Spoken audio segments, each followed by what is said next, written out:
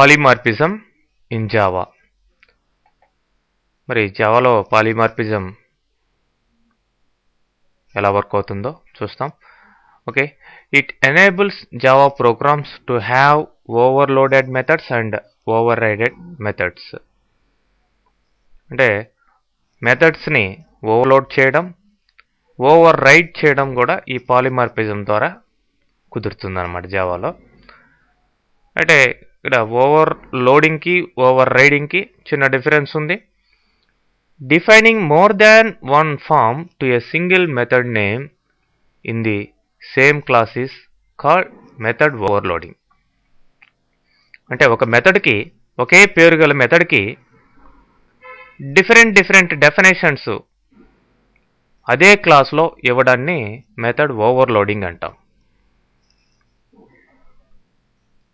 అదే redefining A method of super class in a sub class is called method over riding. అంటే పైన ఉన్న base క్లాస్లో ఉన్న ఒక మెథడ్కి సబ్ క్లాస్లో రీడిఫైన్ చేయడాన్ని, మళ్ళీ దాని యొక్క డెఫినేషన్ని మార్పు చేయడాన్ని ఏమంటాం? ఓవర్ రైడింగ్ అంటాం.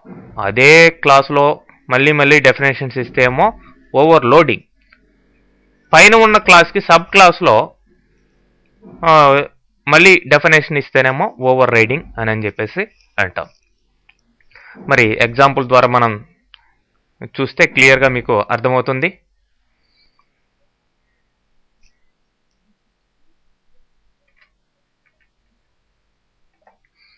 ఇక్కడ చూడండి, ఇది క్లాస్ పేరు. ఓవర్లోడ్ అనేది సంథింగ్ క్లాస్ నేమ్ ఇచ్చాం, మీ ఇష్టం ఏ పేరైనా పెట్టుకోవచ్చు. అయితే దీంట్లో మెథడ్స్ని ఓవర్లోడ్ చేస్తున్నాం. మెథడ్ పేరు ఏందో గమనించండి, ఇక్కడ లైన్, ఇక్కడ కూడా లైన్. అట్లానే ఇట్లా 4 మెథడ్స్ ఉన్నాయి. 4 మెథడ్స్ కూడా లైన్ అనే పేరు మాత్రమే కలిగి ఉన్నాయి. అయితే వీటికి డిఫరెంట్ కోడింగ్ ఇవ్వడం జరిగింది. ఫస్ట్ లైన్ మెథడ్లో పారామీటర్స్ ఏం లేవు చూడండి, బ్రాకెట్లో పారామీటర్స్ కానీ ఆర్గ్యుమెంట్స్ కానీ ఏమీ లేవు. మరి ఇక్కడ ఫర్ లూప్ ద్వారా ఏం చేస్తున్నాం అంటే, for i = 1 i less than 80 i++ అని ఇచ్చి జస్ట్ ప్రింట్ ద్వారా ఈ డాష్ని ప్రింట్ చేస్తున్నాం. అంటే ఒక లైన్ లాగా డాష్ డాష్ డాష్ అట్లా ప్రింట్ అవుతుంది.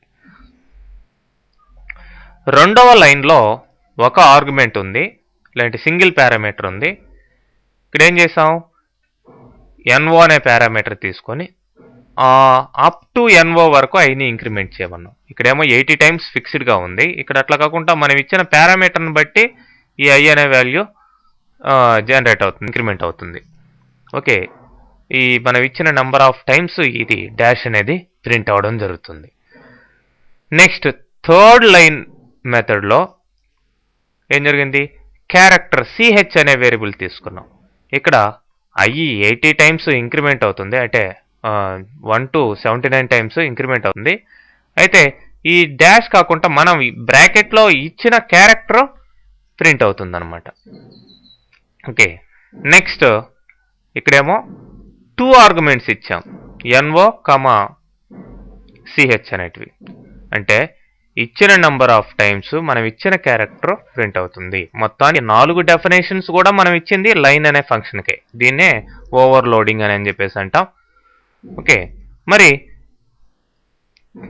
ఇక్కడ ఆ ఓవర్లోడ్ అనే క్లాస్కి ఓబీ అనే ఆబ్జెక్ట్ తీసుకున్నాం. ఓబీ.లైన్ అనగానే ఈ ఫస్ట్ది ఇది వస్తుందన్నమాట. అట్లానే నెక్స్ట్ ఓబీ.లైన్ అనగానే ఈ క్యారెక్టర్ ఇచ్చాం కదా సింగిల్ కొటేషన్లో, కాబట్టి ఇది వస్తుంది. ఓబీ.లైన్ ఆఫ్ 40 ఇప్పుడు ఇది వస్తుంది. అంటే మనం ఇక్కడ పాస్ చేసిన ఆర్గ్యుమెంట్స్ని బట్టి, పారామీటర్స్ని బట్టి కరస్పాండింగ్ లైన్ మెథడ్ అనేది యాక్టివేట్ అవడం జరుగుతుంది. ఇక్కడ 2 ఇచ్చాం కాబట్టి ఈ మెథడ్ యాక్టివేట్ కావడం జరుగుతుంది. సో రిజల్ట్ చూడండి,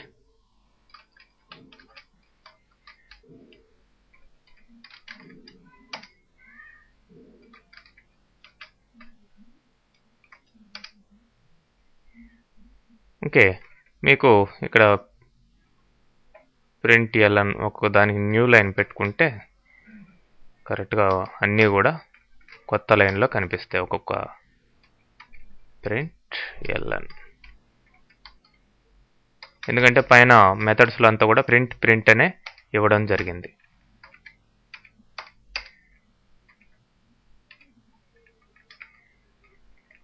న్యూ లైన్లో వచ్చేదానికి ఇలా చేస్తాం.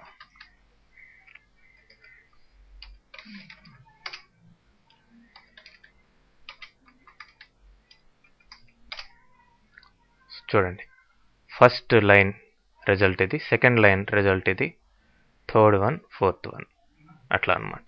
ఇక్కడ ఇచ్చిన పారామీటర్స్ని బట్టి కరస్పాండింగ్ లైన్ మెథడ్ పైన ఉన్నది కింద యాక్టివేట్ కావడం జరిగిందండి. నెక్స్ట్ ఎగ్జాంపుల్ చూసినట్లయితే ఇక్కడ కన్స్ట్రక్టర్ ఓవర్లోడింగ్.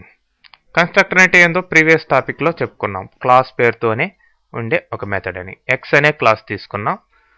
మరి ఇక్కడ ఎన్ఓ అనేది ఒక డేటా మెంబర్ వేరియబుల్, దానికి ఈ కన్స్ట్రక్టర్ ద్వారా 0ని అసైన్ చేసాం. ఎక్స్ ఆఫ్ అంటే వితౌట్ ఎనీ ఆర్గ్యుమెంట్స్ ఏమి ఇవ్వలేదు, ఏ ఆర్గ్యుమెంట్స్ ఇవ్వలేదు, కాబట్టి ఇక్కడ జస్ట్ నేను ఎన్ఓ ఈక్వల్ టు 0 అనో ఏదో ఒక వాల్యూని, డిఫాల్ట్ వాల్యూని అసైన్ చేసాం. దీన్ని డిఫాల్ట్ కన్స్ట్రక్టర్ అని కూడా అంటారు. మరి అయితే కన్స్ట్రక్టర్ విత్ పారామీటర్స్ ఇచ్చాము. ఇక్కడ ఈ పారామీటర్లో ఏదైతే ఇస్తామో ఆ వాల్యూ ఎన్ఓకి ఇక్కడ అసైన్ చేయడం జరిగింది. ఇదే కన్స్ట్రక్టర్ ఓవర్లోడింగ్. ఇంకా ఇట్లా ఓవర్లోడింగ్ ఎన్నిసార్లు కావాలన్నా కన్స్ట్రక్టర్ని మీ అవసరాన్ని బట్టి చేసుకోవచ్చు అనమాట. సో మరి ఇక్కడ ఎక్స్ అనే క్లాస్కి OB1 న్యూ ఎక్స్ ఆఫ్ అని తీసుకున్నాం. సో ఇప్పుడు దీని ప్రకారం OB1 అనే ఆబ్జెక్ట్లో ఉండే ఎన్ఓకి వాల్యూ ఏమి ఉంటుంది, 0 ఉంటుంది. ఎందుకంటే కన్స్ట్రక్టర్ని వితౌట్ ఎనీ పారామీటర్స్ కాల్ చేయడం జరిగింది ఇక్కడ. అదే రెండోది OB2 అనే ఆబ్జెక్ట్, ఇక్కడ ఎక్స్ అనే కన్స్ట్రక్టర్ని విత్ పారామీటర్ కాల్ చేసాం. అంటే 100 ఇచ్చాం. 100 అంటే నథింగ్ బట్ ఇది ఏలోకి రీప్లేస్మెంట్ అవుతుంది. సో ఆ యొక్క 100 అనే వాల్యూ ఎన్ఓకి అసైన్ కావడం జరిగింది. ఇది constructor without arguments and constructor with arguments. So దానికి తగ్గట్టుగా ఇక్కడ OB1.a, OB2.a అంటే first object value, second object value ఎంత ఉందో మనకి తెలిసిపోతుంది.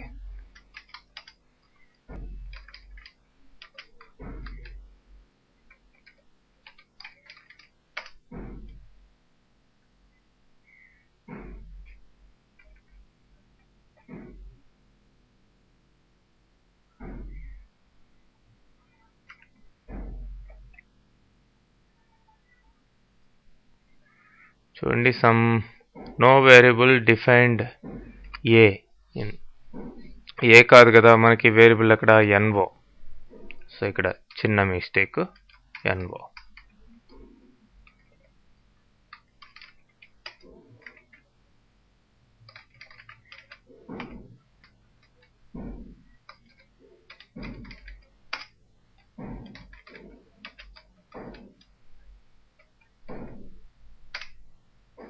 ఓకే, ఫస్ట్ ఆబ్జెక్ట్లో ఎన్ఓ యొక్క వాల్యూ 0, రెండో దాంట్లో 100 అనమాట. ఈ విధంగా మనం కన్స్ట్రక్టర్స్ని ఓవర్లోడ్ చేసుకోవచ్చు. ఇక్కడ 2 ఫామ్సే ఇచ్చాను, మీ అవసరాన్ని బట్టి 3 లేదా 4 ఇట్లా ఓవర్లోడ్ చేసుకుంటూ వెళ్ళచ్చు.